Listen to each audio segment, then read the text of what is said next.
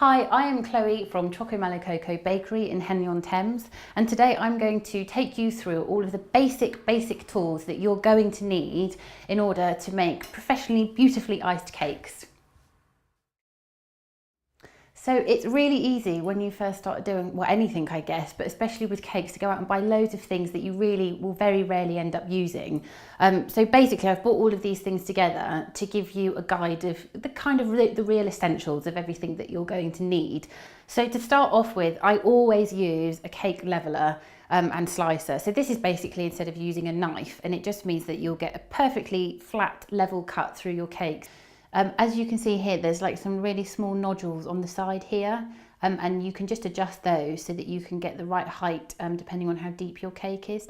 They're not that expensive, but they really are very helpful and useful. The next thing is a spatula, and again this is just for putting the buttercream on, but it's actually a really kind of bendy bit of metal, which is what you want, so you can't really use a normal knife or anything like that, and it's only a couple of quid, so it's worth investing in. The next thing is this cake scraper, and this is used, you can see that there's like a 90-degree angle there, and we use that angle on the board or whatever you're creating your cake on or smoothing your cake on, in order to get a dead flat level on the side of your cake with your buttercream. The next thing are icing polishers. Again, there's not really anything that you could substitute. I'm literally going to give you stuff that you can't really substitute for anything else that you might have around the house. They've got a handle on them, and they're literally used for polishing the fondant icing once you've put your icing on, and that gives it like a great finish, and that's what all the professionals use. And again, they're really not that expensive.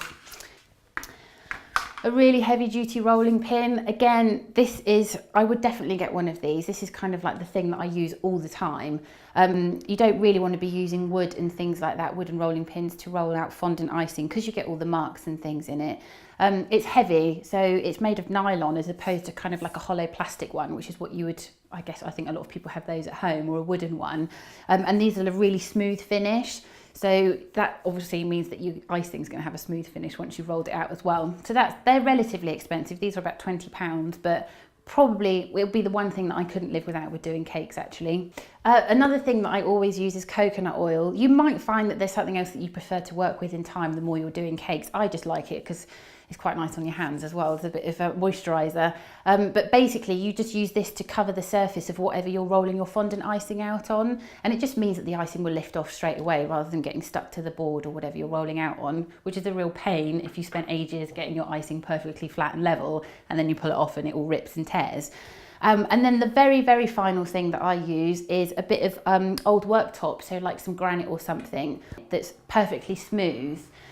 Because it just means that it doesn't slide all over the table whilst you're trying to roll out, because it becomes really frustrating because you're kind of like trying to chase bits of icing around the table.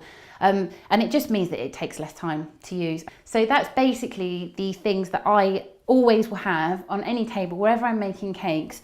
Those are the tools that I will always take with me. That's kind of, if you can get those bits, that would be ideal. So now you've got everything that you need, let's get baking.